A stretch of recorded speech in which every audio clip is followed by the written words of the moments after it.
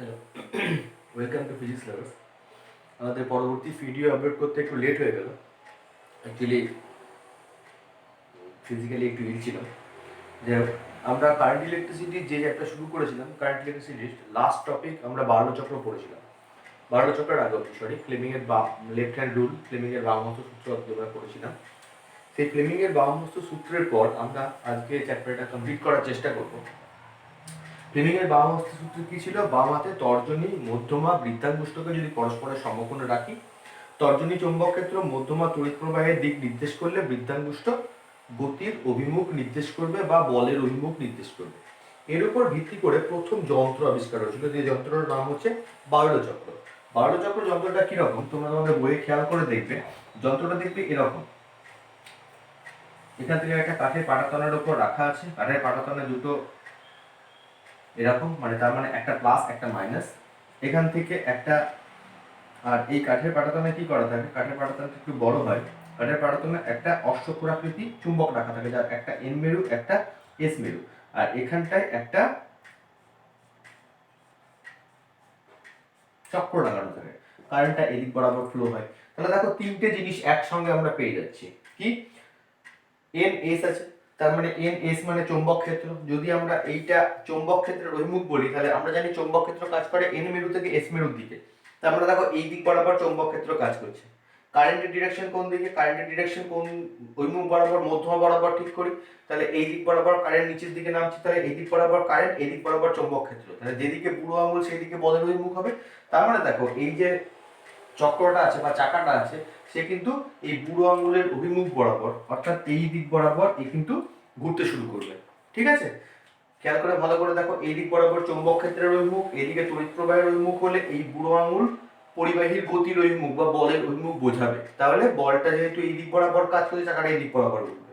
এবার তুমি যদি যে কোনো একটাকে পাল্টে দাও, আইদার আমি চৌম্বক ক্ষেত্রের অভিমুখ বা তড়িৎ প্রবাহের অভিমুখ পাল্টে দিই, তাহলে সঙ্গে সঙ্গে কিন্তু এই গতির অভিমুখ পাল্টে যাবে। মনে করো তুমি চুম্বকটাকে এরকম করে এনএস না বসিয়ে ওই দিকটা এন, এই দিকটা এস করে দাও, চৌম্বক ক্ষেত্র কোন দিক বরাবর কাজ করছে? এদিক বরাবর চৌম্বক ক্ষেত্র কাজ করছে। তড়িৎ প্রবাহের অভিমুখ কিন্তু সেই নিচের দিকেই আছে, আর বুড়ো আঙুল কোন দিকে?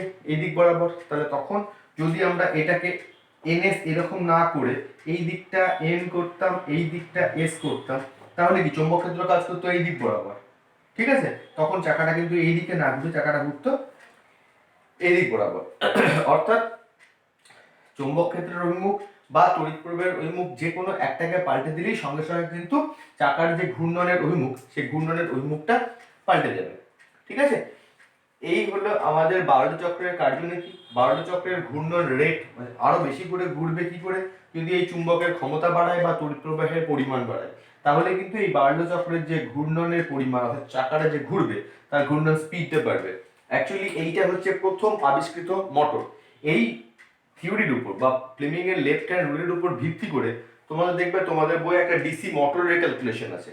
ডিসি মোটরের একই রকম ভাবে এই যে চৌম্বক ক্ষেত্রের মধ্যে যদি কোনো একটা আর্মেচার, আর্মেচার মানে হচ্ছে কোনো একটা মোটরের যে কোর থাকে সেটাকে বলা হয় আর্মেচার। যদি একটা তোমাদের বইয়ে দেখবে এরকম করে একটা রাখা আছে, আর এখানটায় একটা কয়েল রাখা আছে, এই কয়েলটার দুটো এরকম,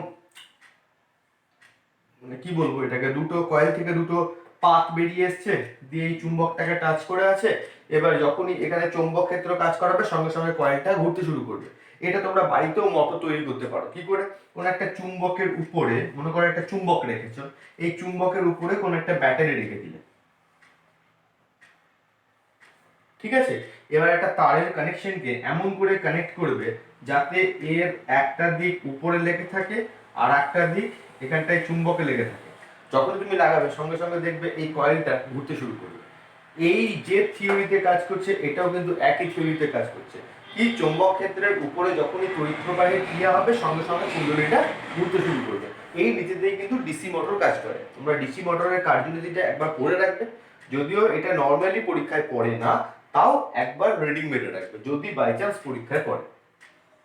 ঠিক আছে, এরপর আমরা যে টপিক আলোচনা করব সেটা হচ্ছে তড়িৎ চুম্বকীয় আবেশ।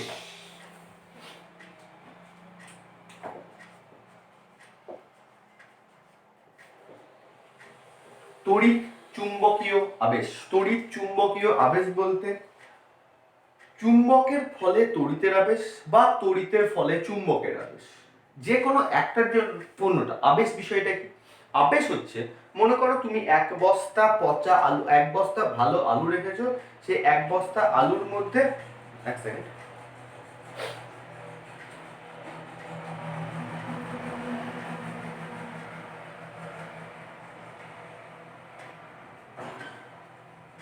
এক বস্তা আলু রেখেছো, সেই এক বস্তা আলুর মধ্যে কোনো একটা মুহূর্তে মনে করো একটা আলু পচে গিয়েছে, তাহলে বাকি আলুগুলো কিন্তু ওই একটা ভালো আলুর জন্য, একটা খারাপ আলুর জন্য বাকি আলুগুলো কিন্তু পচে যাবে। এই যে ঘটনা, এটা হচ্ছে আবেশ। তার মানে একটার জন্য অন্যটার যখন ঘটনা ঘটবে তখন সেটাকে বলা হয় আবেশ। এখানে একটা ছোট্ট ঘটনা দিয়ে জিনিসটাকে আমরা আলোচনা করতে পারি। মনে করো তুমি এখানটায় কোনো একটা চুম্বকের কয়েল রেখে দিয়েছো, আইদার এটা হচ্ছে এন মেরু, এটা হচ্ছে এস মেরু। এবার তুমি এখানটায় কোনো একটা কয়েলকে রেখে দিয়েছো, কয়েলটার এটা মনে করো এ পজিশন, এবার কিছুক্ষণ পর এটাকে মুভ করাচ্ছ, B position, C position, D position, এরকম করে তার পজিশনটাকে মুভ করাচ্ছ। মানে কি, কয়েলটাকে তুমি রেখে দিয়েছো, কুণ্ডলীটা আইদার কাছে আসছে বা দূরে যাচ্ছে। বিপরীত ঘটনাটাও ঘটাতে পারো, অর্থাৎ কুণ্ডলীটাকে এরকম করে রেখে দিয়েছো, চুম্বকটা কুণ্ডলীর কাছে যাচ্ছে বা দূরে আসছে, এরকম ঘটনাও ঘটাতে পারো। যদি এরকম ঘটনা ঘটায়, সঙ্গে সঙ্গে দেখবো এই কুণ্ডলীটার মধ্যে তড়িৎ প্রবাহিত হতে শুরু করবে। এখানে কিন্তু কারেন্টের কোনো সোর্স নেই, দেখো শুধুমাত্র কি রাখা আছে, একটা চুম্বক রাখা আছে, একটা কয়েল রাখা আছে। এই কয়েলটা রাখা আছে, চুম্বকটা রাখা আছে। যখনই কয়েলটার কাছে চুম্বকটাকে নিয়ে যাব বা কয়েলটা থেকে চুম্বকটাকে সরিয়ে নিয়ে আসবো, বিপরীতক্রমে বলতে পারো চুম্বকটা রাখা আছে, কয়েলটা এগিয়ে আসছে বা কয়েলটা পিছিয়ে যাচ্ছে, বা দুজনেই একে অপরের দিকে কাছে আসছে বা দূরে যাচ্ছে, যখনই এরকম ঘটনা ঘটবে সঙ্গে সঙ্গে দেখতে পাওয়া যাবে এই কয়েলটার মধ্যে কারেন্ট চলতে শুরু করেছে। ঠিক আছে, বিশাল একটা জিজ্ঞাস্য বিষয়বস্তু। এখানে তিনটে বিষয় তোমাদের মনের মধ্যে কোশ্চেন জাগতে পারে। কি? এক নাম্বার, কেন কারেন্ট সৃষ্টি হলো? এখানে যে কারেন্ট তৈরি হলো, এখানে তো কারেন্টের কোনো সোর্স নেই, তাহলে কেন তড়িৎ প্রবাহের সৃষ্টি হলো? দু নাম্বার যে বিষয়টা তোমাদের মনের মধ্যে আসতে পারে, সেটা হচ্ছে কারেন্টের ভ্যালু কি করে ইনক্রিজ হবে। তার মানে যে অ্যামাউন্টের কারেন্ট তৈরি হচ্ছে, সেই কারেন্টের ভ্যালুটাকে আমরা আরো কি করে বাড়াতে পারি। আর তিন নাম্বার বিষয় যেটা তোমাদের মাথার মধ্যে আসবে, সেটা হচ্ছে কারেন্ট তো চলবে, কিন্তু সেই কারেন্টের দিক কোন দিকে হবে। এই কয়েলের যে কারেন্ট চলবে, এটা এই দিক বরাবর চলবে না এই দিক বরাবর চলবে, কারেন্টের ডিরেকশন কোন দিকে হবে। এই তিনটে বিষয় কিন্তু তোমাদের মাথার মধ্যে আসতে পারে বা আসা উচিত। এক নাম্বার কি, কেন কারেন্ট তৈরি হলো। দু নাম্বার হচ্ছে কি, কারেন্টের ভ্যালুটা আরো বেশি করে কি করে ইনক্রিজ হবে। তিন নাম্বার হচ্ছে কি, কারেন্টের ডিরেকশনটা কোন দিক বরাবর হবে। এই তিনটে বিষয় তোমাদের মাথার মধ্যে আসতে পারে। এই তিনটে বিষয়ের উত্তর নিয়েই হচ্ছে আমাদের পরবর্তী টপিক, যেটাকে বলা হয় ফ্যারাডের সূত্র।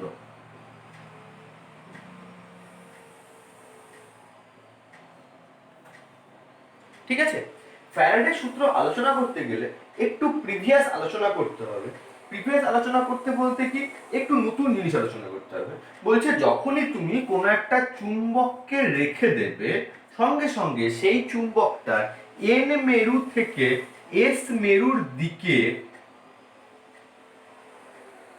এন মেরু থেকে এস মেরুর দিকে এরকম কিন্তু রেখা বেরিয়ে আসবে। এই রেখাগুলোকে কি রেখা বলে? বলরেখা। ঠিক আছে, এবার যে সমস্ত রেখাগুলো লম্ব হবে, মানে পুরো চুম্বক থেকে লম্ব হয়ে বেরিয়ে যাবে, সেইগুলোকে বলা হয়, এই যে রেখাগুলো, এইগুলোকে বলা হয়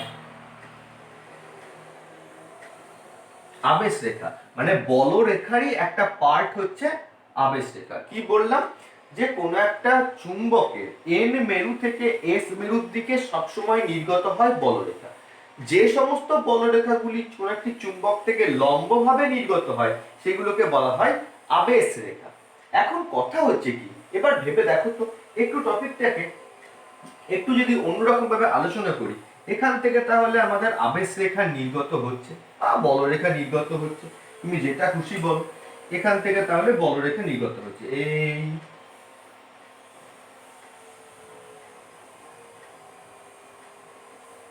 বলরেখা নির্গত হচ্ছে। প্রথমে যখন এই পজিশনে কয়েলটা ছিল, দেখো তার মধ্যে কতগুলো আবেশ রেখা পাস হয়েছে, 1 2 3 4 5 6 7টা। এবার তাকে যখন তুমি এইখানটায় নিয়ে আসছো, কতগুলো বলরেখা পাস করেছে, 1 2 3 4 5টা। যখন এই পজিশনটায় নিয়ে এসছো, কতগুলো বলরেখা পাস হচ্ছে, 3টে। যখন এই পজিশনটায় নিয়ে এসছো, তখন কটা, একটা। অর্থাৎ যত আমি কয়েলটাকে মুভ করাচ্ছি, যত কয়েলটাকে চুম্বকের থেকে দূরে সরিয়ে নিয়ে যাচ্ছি, তত দেখছি তার বলরেখার সংখ্যার পরিবর্তন হচ্ছে। একই রকম ভাবে যখন কয়েলটাকে তুমি চুম্বকের দিকে এগিয়ে নিয়ে আসবে, তত কিন্তু বলরেখার সংখ্যাটা বৃদ্ধি পাবে। মোট কথা, যত কয়েলটাকে সরিয়ে নিয়ে যাবে বা কয়েলটাকে এগিয়ে নিয়ে আসবে, তত বলরেখার সংখ্যার বা আবেশ রেখার সংখ্যার পরিবর্তন হচ্ছে। প্রথম যে কোশ্চেন আমাদের ছিল, কেন কারেন্ট তৈরি হচ্ছে, তখন বলছে এই যে আবেশ রেখার সংখ্যার পরিবর্তন হচ্ছে, এই আবেশ রেখার সংখ্যার পরিবর্তনের জন্যই ওর মধ্যে কারেন্ট তৈরি হচ্ছে। এটা হচ্ছে ফ্যারাডের প্রথম সূত্র। তাহলে প্রথম সূত্রে কি বলবো, কোন একটি কুণ্ডলীর মধ্যে চৌম্বকীয় আবেশ রেখার সংখ্যা পরিবর্তন হওয়ার জন্য কুণ্ডলীতে তড়িৎ প্রবাহ আবিষ্ট হয়। এটাকে বলা হয়, যেহেতু আবেশের জন্য তড়িৎ প্রবাহ, তাই এটাকে বলা হয় আবিষ্ট তড়িৎ প্রবাহ। এবার তড়িৎ প্রবাহ হতে গেলেই কি ভোল্টেজ তৈরি হতে হবে, মানে তড়িৎচালক বল তৈরি হতে হবে। তাই আবেশের জন্য যে তড়িৎচালক বল তৈরি হয় সেটাকে বলা হয় আবিষ্ট তড়িৎচালক বল। তাহলে কি বললাম, কুণ্ডলীর মধ্যে আবেশ রেখার সংখ্যার পরিবর্তন হলেই কুণ্ডলীতে আবিষ্ট তড়িৎ প্রবাহ বা আবিষ্ট তড়িৎচালক বল সৃষ্টি হবে। এই আবেশ রেখাকে যে চিহ্ন দিয়ে প্রকাশ করা হয় সেটা হচ্ছে ফাই। এটা হচ্ছে একটা চিহ্ন, এটাকে বলে ফাই। তার মানে এখানে যে কারেন্ট বা ভোল্টেজ তড়িৎচালক বল তৈরি হলো, সেই তড়িৎচালক বলটা কার সঙ্গে সমানুপাতিক, ফাই এর সঙ্গে। ফাই এর পরিবর্তন হলেই, অর্থাৎ আবেশ রেখার পরিবর্তন হলেই কুণ্ডলীতে আবিষ্ট তড়িৎচালক বল তৈরি হবে। এটা হচ্ছে ফ্যারাডের প্রথম সূত্র। ঠিক আছে, এবার বলছে তুমি সাপোজ এখান থেকে এখানে, এখান থেকে এখানে, এখান থেকে এখানে পরিবর্তন করতে, এখান থেকে এখানে পরিবর্তন করতে মনে করো তোমার সময় লেগেছে 4 সেকেন্ড। 7 থেকে 5, 5 থেকে 3, 3 থেকে 1, এই পরিবর্তনগুলো করতে প্রত্যেকটা ক্ষেত্রে সময় লেগেছে মনে করো 4 সেকেন্ড। 7 থেকে 5 করতে 4 সেকেন্ড, 5 থেকে 3 করতে 4 সেকেন্ড, 3 থেকে 1 করতে 4 সেকেন্ড। ঠিক আছে, তাহলে বলছে এক্ষেত্রে যে পরিমাণ কারেন্ট তৈরি হতো বা তড়িৎচালক বল তৈরি হতো, যদি তুমি এটাকে 2 সেকেন্ডে পরিবর্তন করতে পারতে, কারেন্টের ভ্যালুটা বাড়তো। 1 সেকেন্ডে করতে পারতে, কারেন্টের ভ্যালুটা আরো বাড়তো। অর্থাৎ এই ফাইয়ের পরিবর্তন যত তাড়াতাড়ি তুমি করতে পারবে, তত বেশি মাত্রায় তড়িৎচালক বল তৈরি হবে। এটাই হচ্ছে ফ্যারাডের সেকেন্ড সূত্র, ই ভ্যারিজাস ফাই বাই টি। মানে আবিষ্ট তড়িৎচালক বল যেটা তৈরি হবে, সেটা আবেশ রেখার পরিবর্তনের হারের সঙ্গে সমানুপাতিক। যত তাড়াতাড়ি তুমি পরিবর্তনটা করতে পারবে আবেশ রেখার সংখ্যার, তত বেশি সংখ্যক তড়িৎচালক বল কিন্তু আবিষ্ট হবে। এটা গেল ফ্যারাডের ফার্স্ট ল। সেকেন্ড ল, দেখো কি করে কেন তড়িৎচালক বল তৈরি হলো, ফার্স্ট লয়ে পেয়ে গেলাম। কি করে আমরা কারেন্টের ভ্যালুটা ইনক্রিজ করতে পারবো, সেকেন্ড লয়ে পেয়ে গেলাম। ফার্স্ট লয়ে কেন আবেশ রেখার সংখ্যার পরিবর্তন হলো বলেই কারেন্ট তৈরি হলো। কি করে ইনক্রিজ করতে পারবো, তুমি এই যে আবেশ রেখার সংখ্যার পরিবর্তনের হারটাকে বাড়িয়ে দাও। মানে আগে যেটা 4 সেকেন্ড অন্তর অন্তর পরিবর্তন, সেটা 1 সেকেন্ড করো, হাফ সেকেন্ড করো, 1/4 সেকেন্ড করো। যত তাড়াতাড়ি তুমি পরিবর্তন করতে, অর্থাৎ এখানে কুণ্ডলী আছে, এটা চুম্বক আছে, যত তাড়াতাড়ি পরিবর্তনটা হবে, বা কুণ্ডলী আছে চুম্বক আছে, তাড়াতাড়ি পরিবর্তন হবে, তত বেশি মাত্রায় কারেন্ট তৈরি হবে। ঠিক আছে, কিন্তু ফ্যারাডে এই দুটোর পর কারেন্টের ডিরেকশনের ব্যাপারটা কিন্তু তিনি আবিষ্কার করতে পারলেন না। যে কারেন্টের ডিরেকশন কোন দিকে হবে সেটা কিন্তু ফ্যারাডে আবিষ্কার করতে পারলেন না, বা তার যে কাজ সেই কাজের মাধ্যমে কিন্তু প্রকাশিত হলো না। তখন সেই ডিরেকশন কোন দিকে হবে সেটাকে নিয়ে কাজ করলেন আরেকজন সায়েন্টিস্ট, তার নাম হচ্ছে লেঞ্জ। লেঞ্জ বলে একজন সায়েন্টিস্ট তারপর এই ডিরেকশনটাকে নিয়ে কাজ করলেন। তিনি কি বললেন খেয়াল করে দেখো। একটা কথা বলে রাখি, আমরা আগের দিনই আলোচনা করেছিলাম, যখন ওরস্টেডের সূত্র পড়েছিলাম তখন কি দেখেছিলাম যে যখনই কোনো একটা কয়েলের মধ্যে দিয়ে কারেন্ট চলবে তখনই সঙ্গে সঙ্গে সে কয়েলটা will behave as a magnet, তাই তো? একই রকম ভাবে যখন কোনো একটি কুণ্ডলীর মধ্য দিয়ে কারেন্ট চলবে সঙ্গে সঙ্গে কিন্তু সে কিন্তু চুম্বকে পরিণত হবে।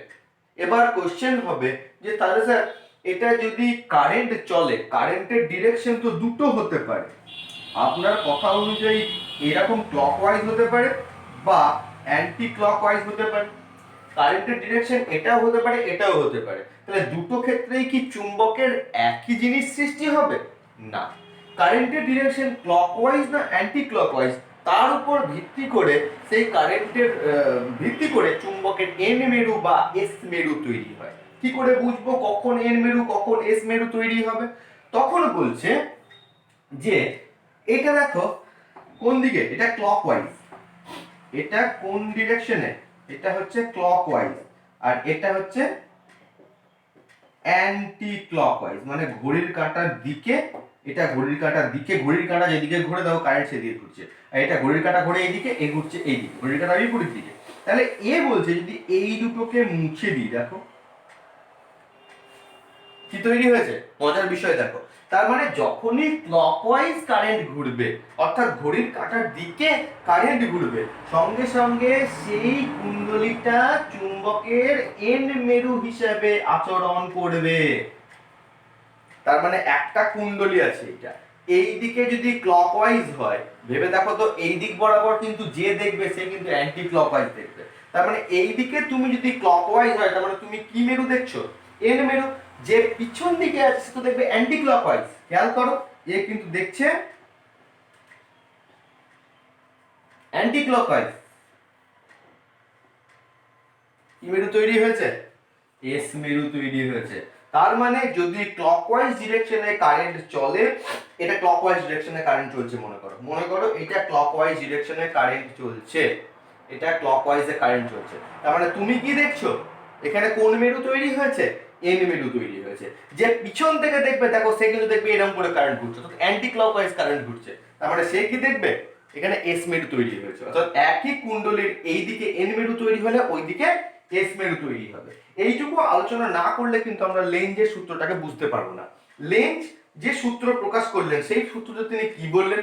তিনি বললেন যে কারেন্টের ডিরেকশনটা এমন হবে, অর্থাৎ তড়িৎ প্রবাহের অভিমুখ এমন হবে যাতে যে কারণে তার মধ্যে তড়িৎ প্রবাহ সৃষ্টি হয়েছে সেই কারণটা বাধাপ্রাপ্ত হয়। খুব ভালো করে টপিকটাকে বোঝার চেষ্টা করতে হবে যে এর মধ্যে কারেন্ট তৈরি হয়েছে যে কারণে, এর মধ্যে কারেন্ট তৈরি হয়েছে কি কারণ? এর মধ্যে কারেন্ট তৈরি হয়েছে কি কারণ? এই চুম্বকটার কাছে যাওয়া বা এই কুণ্ডলীটার কাছে আসা। মোট কথা এদের মধ্যে আবেশ রেখার সংখ্যার পরিবর্তন হওয়া।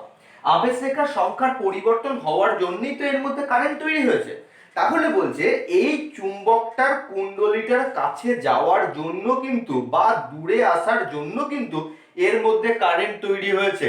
তাহলে বলছে এর মধ্যে কারেন্টের ডিরেকশন এমন হবে যাতে এই চুম্বকটা কাছে যেতে বা দূরে আসতে বাধা পায়। এটাই তো এর কারেন্ট তৈরির কারণ। কি বলছে সূত্রতে? যে এর মধ্যে কারেন্টের ডিরেকশন এমন হবে যাতে যে কারণে কারেন্ট তৈরি হয়েছে সেই কারণটা বাধাপ্রাপ্ত হয়। খেয়াল করো তাহলে এখানে প্রথমত এটা মনে করো এন মেরু, এটা মনে করো এস মেরু, এটা কুণ্ডলী আছে, এন মেরুটা কাছে যাচ্ছে, তাহলে এর মধ্যে কারেন্টের ডিরেকশন এমন হতে হবে যাতে এই এন মেরুটা কাছে যেতে বাধা পায়। কখন বাধা পাবে? যদি এখানটাতেও এন মেরু তৈরি হয় তখন তো একে বিকর্ষণ করবে, অর্থাৎ তখন দেখো কোন ডিরেকশনে কারেন্ট চলবে? ক্লকওয়াইজ ডিরেকশনে, কারণ ক্লকওয়াইজ ডিরেকশনে কারেন্ট চললে তবেই তো এন মেরু তৈরি হবে। ঠিক আছে, এবার এ বলছে আমি বাবু কাছে আসতে দেবো না। এ তখন কি বলছে? ঠিক আছে বাবু আমার কাছে আসতে পালায় আমি। এবার এ যখন পালিয়ে আসছে তখনও তো বাধা দিতে হবে, তখন বাধা দেওয়ার জন্য কি করতে হবে? একে তো টানতে হবে।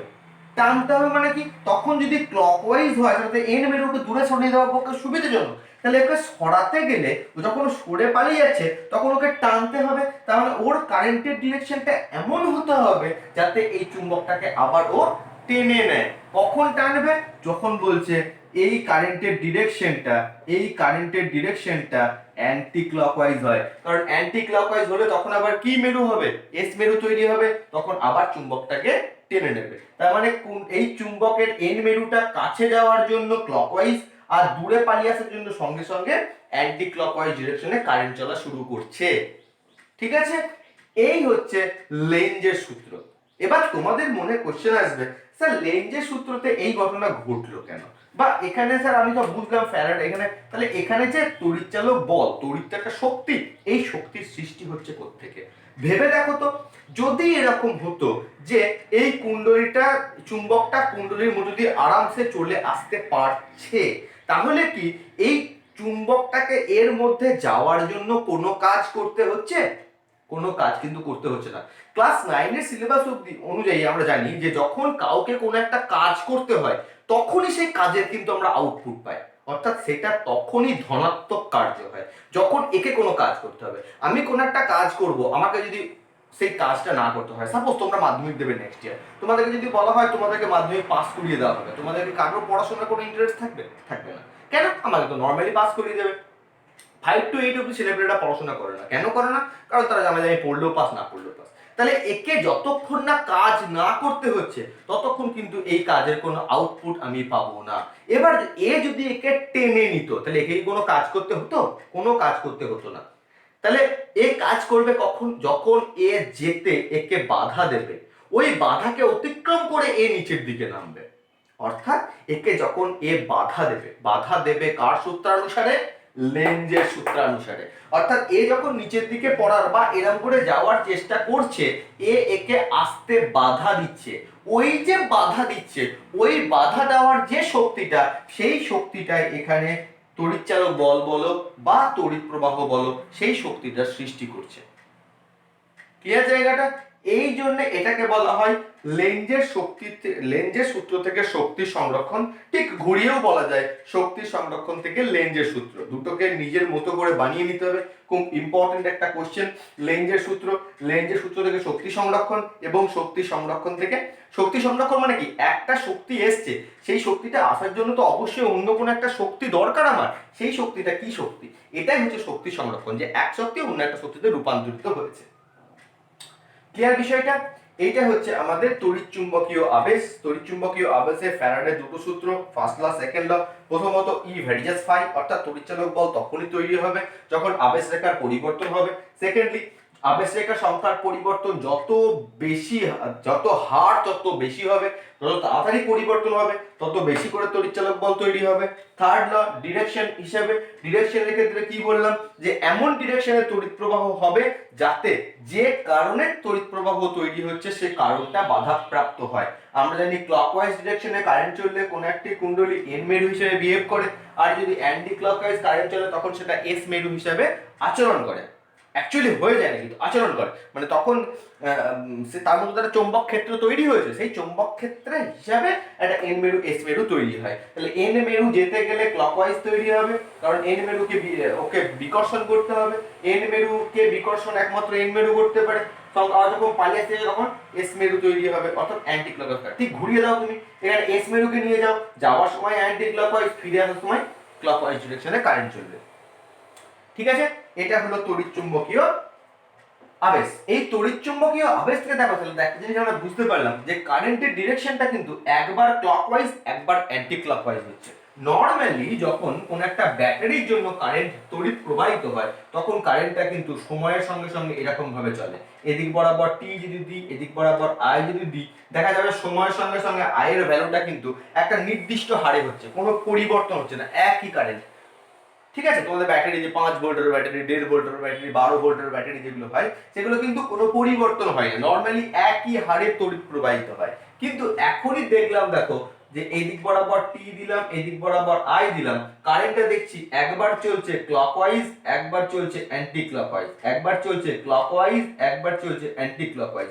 তার মানে একবার উপর দিকে একবার নিচের দিকে একটা তরঙ্গের আকারে প্রবাহিত হচ্ছে।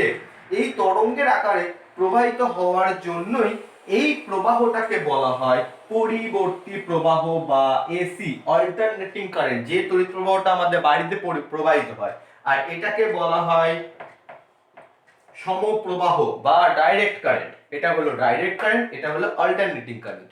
ঠিক আছে, এটা নিয়ে তোমরা ক্লাস 12 এ আরো বিস্তারিত আলোচনা করবে। টোটাল একটা চ্যাপ্টার আছে এই তড়িৎচুম্বকীয় আবেশ সংক্রান্ত। আমাদের ক্লাস 10 এর এইটুকুই সিলেবাস। ঠিক আছে, এবার এই তোমার এই টপিকটার উপর ভিত্তি করে দেখবে আবার একটা মোটর আছে যেটাকে হচ্ছে এসি মোটর। ঠিক একই রকম কার্যনীতি, তোমরা একবার রিডিং করলে ওর কার্যনীতিটা বা মূলনীতিটা বুঝে ফেলতে পারবে। একটু রিডিং করে নিও, যদি কেউ বুঝতে না পারো আমি তোমাদেরকে পরপর লাইন ওয়াইজ বুঝিয়ে দেবো।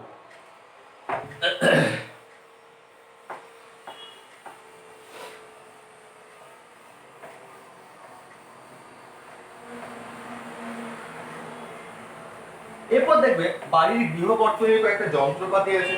যন্ত্রপাতি বলতে আমরা এই যন্ত্রপাতিগুলো নর্মালি বাড়িতে ইউজ করি। কি যন্ত্রপাতি নর্মালি আমরা বাড়িতে ইউজ করি? দেখো, সুইচ। সুইচ কি করা হয়? সুইচের কানেকশন কখনো অফ বা অন করা হয় তার কারণ আমাদের কানেকশনটা ব্রেক হয়ে যায়। সুইচকে আমরা নর্মালি এরকম করে রাখি, কোনো একটা বর্তনীতে সুইচকে এরকম করে রাখি। এইটাকে যখন যোগ করে তখন কারেন্ট প্রবাহিত হবে। এখানে মনে করো কোনো একটা ইনস্ট্রুমেন্ট লাগানো আছে, একটা বাল্ব লাগানো আছে, এখানে যখনই প্রবাহিত হচ্ছে এটাকে যখন আমি এইরকম করে দেবো, অন করে দেবো, তার মানে এর মধ্যে তড়িৎ প্রবাহিত হবে, এটাই জ্বলবে। এটা যখন অফ করে দেবো তখন কি কানেকশনটা ব্রেক হয়ে গেল, কারেন্টটা যেতে পারবে না, দিয়ে এই সার্কিটটা ওপেন সার্কিট হয়ে যাবে, অর্থাৎ তড়িৎ প্রবাহিত হবে না, তখন আর এই জিনিসটা নিভে যাবে, বাল্ব হোক লাইট হোক নিভে যাবে। ঠিক আছে, এরপর দেখবে সকেট আছে, 3 পিন সকেট যেটা লাগানো থাকে আমাদের বাড়িতে, 3 পিন সকেট লাগানো থাকে দেখবে একটা 3 পিন সকেটের। এটা হচ্ছে আর্থিং, এটা হচ্ছে লাইভ, এটা হচ্ছে নিউট্রাল।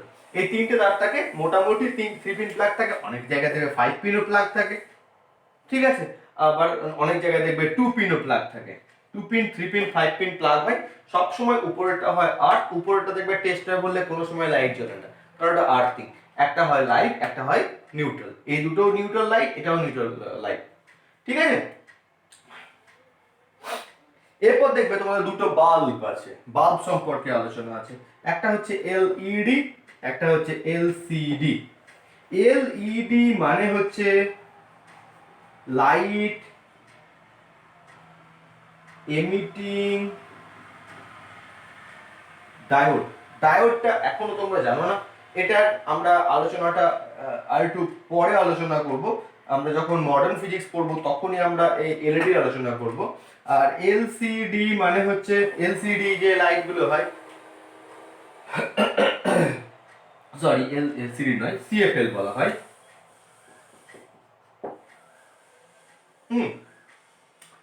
সিএফএল বলা হয়। সিএফএল মানে হচ্ছে compact fluorescent lamp. Compact fluorescent lamp, এই দু ধরনের বাল্ব ইউজ করা হয়। এর মধ্যে এলইডি অবশ্যই সিএফএল এর চেয়ে বেশি ইম্পর্টেন্স এর, এবং এটা অনেক কম ভোল্টেজেও এলইডি বাল্ব জ্বলতে পারে, কিন্তু সিএফএল বাল্বের ভোল্টেজ অনেকটা বেশি হয়, অর্থাৎ এর ওয়াটেজ বেশি হয়। এ তড়িৎ প্রবাহিত হওয়ার জন্য বেশি পরিমাণে তোমার ও বেশি ইলেকট্রিক কনজিউম করে, এর বিল বেশি ওঠে, এলইডির বিল কম ওঠে। এলইডি কে অনেক কম ভোল্টেজ লাগানো যেতে পারে, কিন্তু সিএফএল কে অনেকটা বেশি ভোল্টেজ লাগতে পারে।